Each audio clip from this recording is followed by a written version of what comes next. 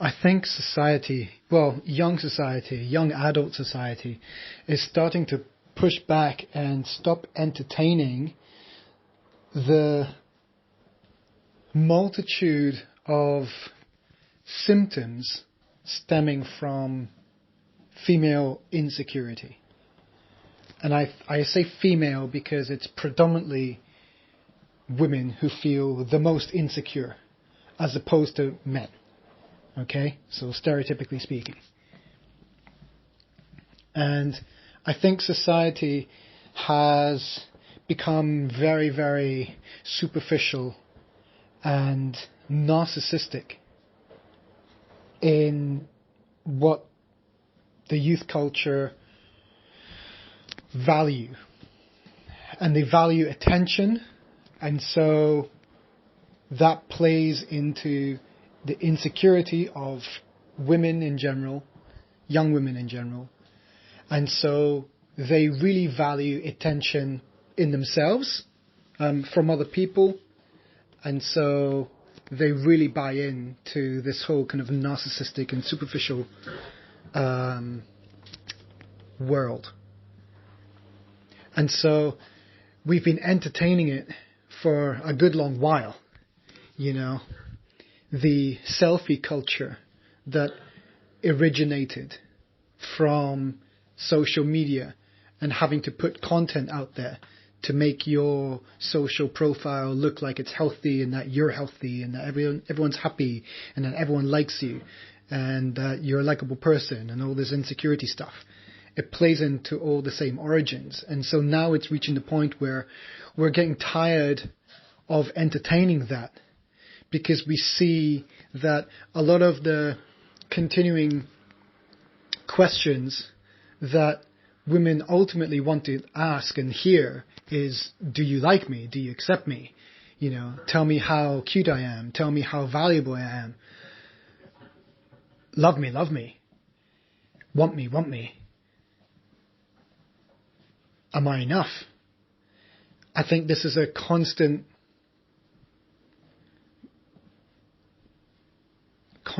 battle and narrative that young women in general in these cultures, these Western cultures and online social media cultures, I think that's the narrative that's underlying everything. And so we're getting tired of entertaining that, because women get away with putting so much content out there, so much of their bodies out there, so much of these attention-seeking methods and practices out there. And we've been entertaining it because, well, guys were hooked on that. We're attracted to perfect bodies. We're attracted to sexual content. That's what we crave.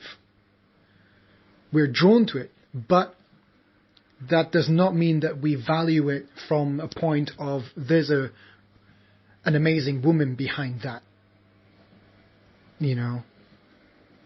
It's operating on a different way. It's like operating to a craving. You're trying to get our reactions on a sexual level, but you think that the attention is going to make you feel more significant about yourself. But that's most likely not going to be the case. Self-esteem is self-driven, is self-empowered. It's not derived from the attention that you get from others, namely men. Namely men of higher stature.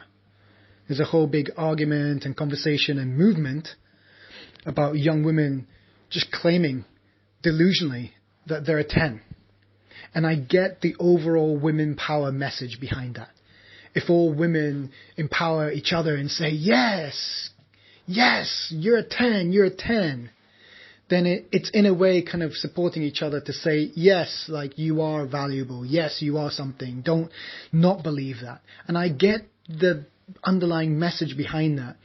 But usually it falls on deaf ears when it comes to the very insecure people, especially if they're of a cute nature.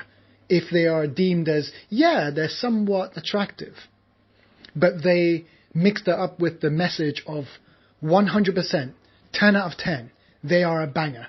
And it's a somewhat healthy message, but it's played in a really wrong way and perceived in a really wrong way. It's making people very, very delusional, genuinely delusional, and genuinely confused about who they are, their value, and what they can get with that perceived value. And so when the reality doesn't line up to their fallacies, it all stems to insecurity being such a tricksy, manipulative, destructive element in one's ego.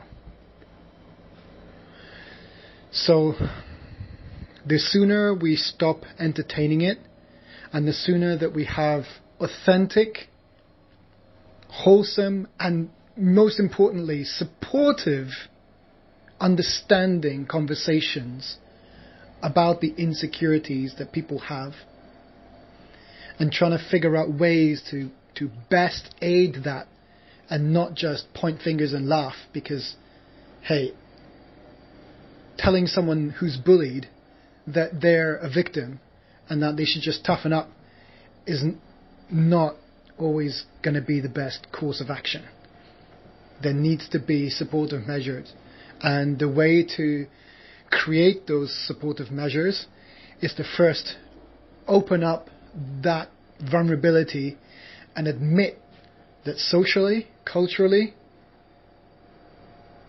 there are deep, deep insecurities, and we can't move forward until we acknowledge that that is the case.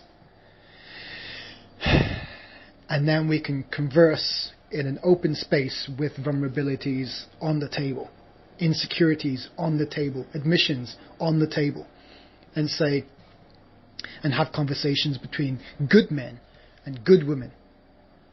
Let's stop entertaining this superficial, narcissistic bullshit, because it's not healthy and it's not going to go anywhere good.